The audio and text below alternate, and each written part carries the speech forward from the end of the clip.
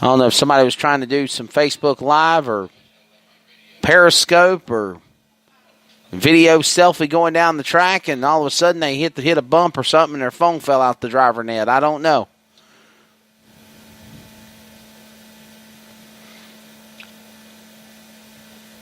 Quick reminder, IHRA and Coastal and any of the IHRA sanctioned tracks, including the Darlington Dragway, is not responsible for any damaged items for you bringing on the track. That's on you.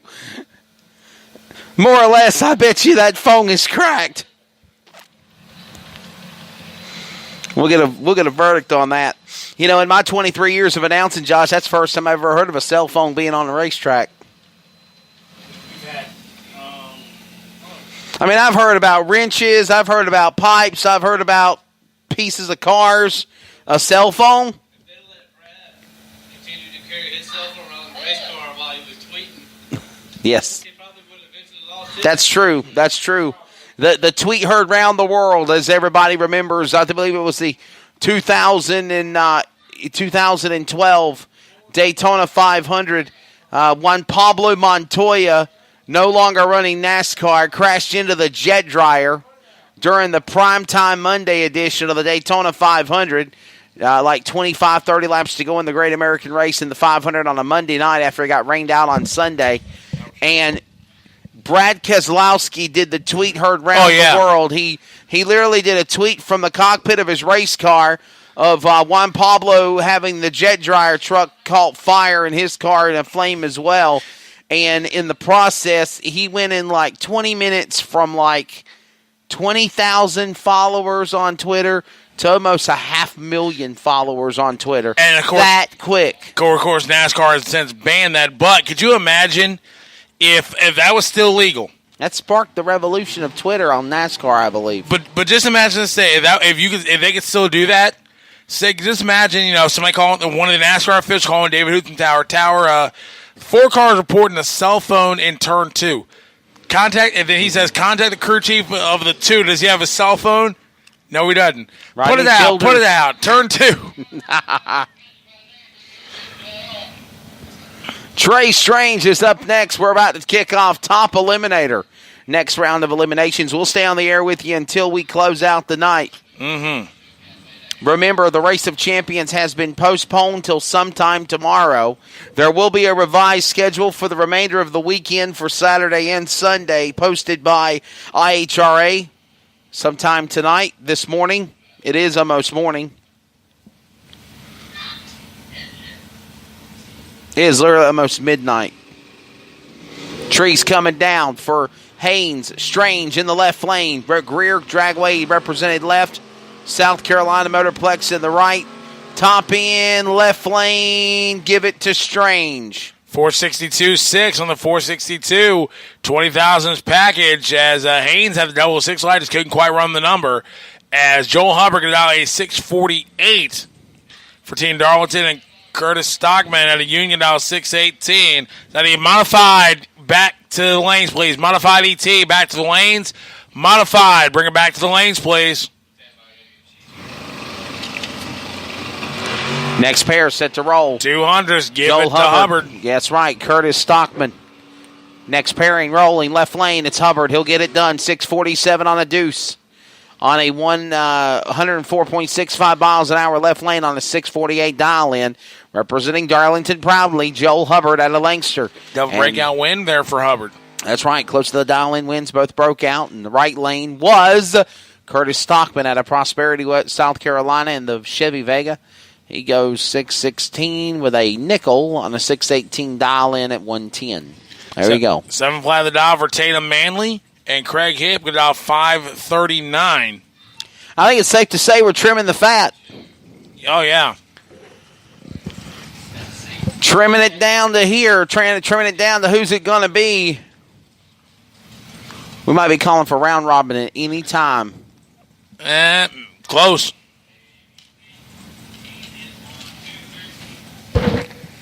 I hear some Michael Jackson in the background. Never do that again. We got people doing ABC 1, 2, 3. We're doing the color song earlier this afternoon. If Robert starts singing, we'll all go deaf. Robert will start singing some Frank Sinatra or something like that. Don't tempt him. 539 and 539 for Craig Hipp. Dead on with a 2. So Dawson Putnam get out 448 and Austin Brown at 639. Dawson Putnam out of Boiling Springs in the Maddox left lane. Dial in the Summit lane. 448 in the right lane. Austin Brown out of Jacksonville. Good friend of mine from Coastal Plains Raceway Park in the P&M Racing or the P&M Performance Racing entry. He's an engine builder by trade. Austin Brown can make some good racing engines. 639 for the dial in for this young man. He's only 20 years old. And Dawson Putnam's only 17. Come on, Josh. You know she learned that from Frank. Putnam and Brown. 448 left, 639 in the right. As we continue top ET of eliminations, who's going to be Friday's gambler winner? Who's going to lay all their chips on the table and be the one standing there smiling on this Friday night Saturday wee hours of the morning? As here comes a double breakout in the top end. Left lane of Putnam is going to get it closest to dial in. Austin Brown breaks out 637 with an 8 on a 639 dial in at 104. Dawson Putnam closer to his dial in time at the top end, 447 with a 6 at 448 for the dial in, and he goes 154.53 miles an hour. Miles and Weber next. Jeff Miles going to dial 685. Donald Webb at 620. Started by Vince, going to give it to Webb. Top of the racetrack, win line, give it to Donald Webb. Dead on with an 8. Beats a dead 0. Donald Webb won that on reaction time. Man, oh man. Margin of victory, 26 ten-thousandths of a second. Andrew Sweat going to dial 546. Richard Dunaway at 640.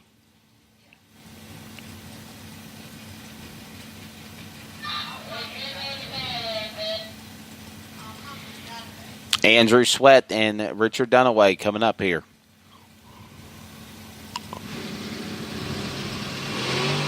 Truck takes off with Dunaway first. Sweat's behind him. Going to try to get back around him in the Summit left lane. Will he catch him? No, he will not. He broke out at the top end. Richard Dunaway from Malden, South Carolina, representing Greer Dragway. Retired. All he does is race. 640 on a 4. It's 640 to the dial in at 105. The man on the left of Sweat broke out 545 with a nickel on the 546 at 123.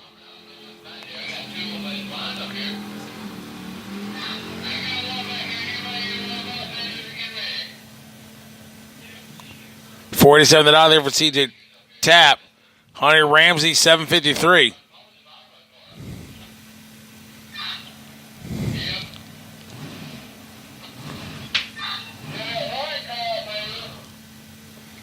CJ Tapp representing Greer Dragway. How about Fish for a Career? He's a blogger. I wonder how much a job like that pays. He does blogging. Don't know if it's radio blogs or written blogs. He's got Hunter Ramsey to deal with. That's the blog in his midst right now. 20-year-old mechanic out of Ware Shoals. He's actually out of Commerce, Georgia. Ramsey will take off. Here comes Tapp in the drag car. Will he catch him top end? No, he won't. Hunter Ramsey will not be able... Hunter Ramsey will go to the next round is what I meant. Tapp will not be able to run him down. 754 with a 2. 754 with a 2 at 90 miles an hour.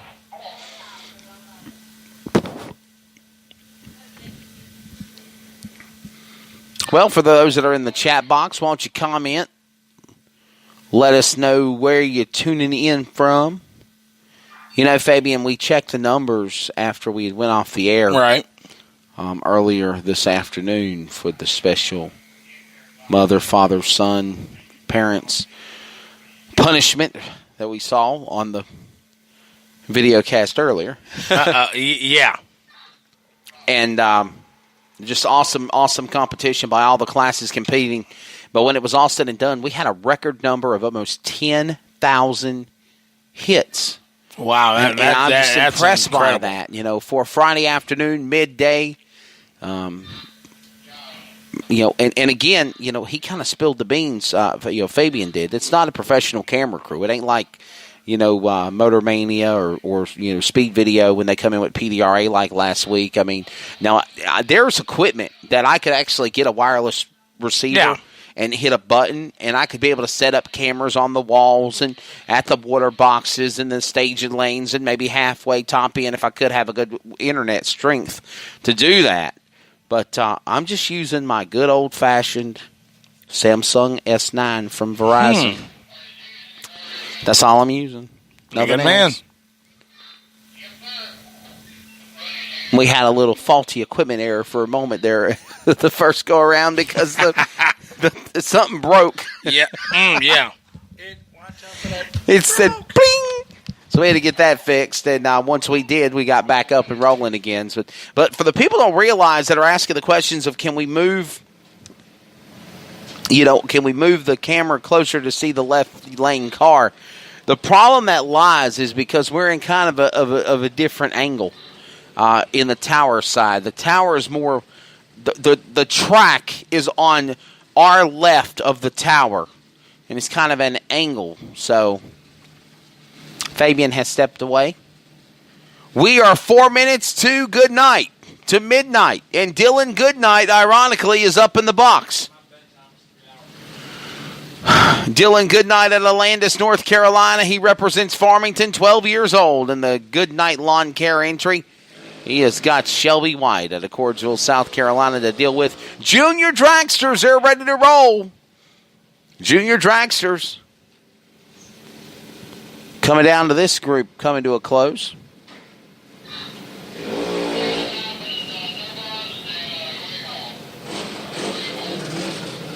So Junior Dragster is rolling now. We'll get ready for Mod ET here when we call for you. We're trying to slowly but surely break them down for you. So we got about a couple of rounds or 3 left to go in each pairing, in each class. Again, the Race of Champions has been postponed until sometime tomorrow. IHRA Series Director Josh Peak will be making a formal post or an updated revised schedule. Always remember, you go to these events, you go all across the country, you see race schedules, you see that little tag italic on the bottom, race schedule subject to change without notice. Well, we try to follow it by the book, but my goodness, guys, it's been a long day. It has been a long day.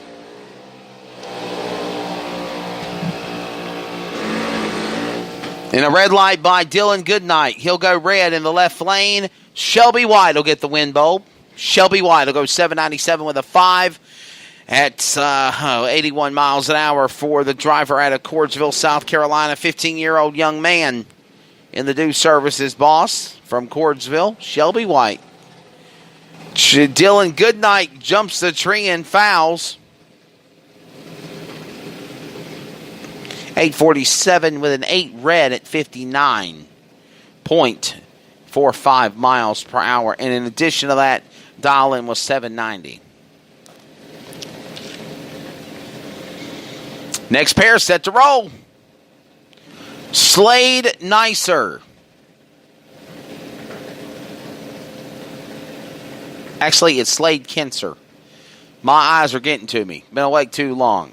Slade Kinser out of Royal Retreat, Virginia. Left lane, dial in 812-803. Dial in to the right for the car that's for sale. Austin Rivenbark.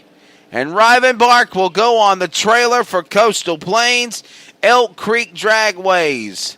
Slade Kinser will go on to the next round. Kinser will go in the right lane, the left lane. 813 with a 2 to the good on an 812 dial-in at 79 miles an hour. Rivenbark broke out at the top end in the right lane, in the PD Fleet right lane. 801 with a 6. 81 miles an hour on an 803 dial-in. Brayley Griffith is up next from Elk Creek. A 910 dial-in for the 11-year-old out of Cedar Bluff, Virginia. Up next behind him is going to be the young man out of Hempstead, North Carolina. That's going to be 15-year-old Chase Carter in the boss, representing Coastal Plains Raceway Park.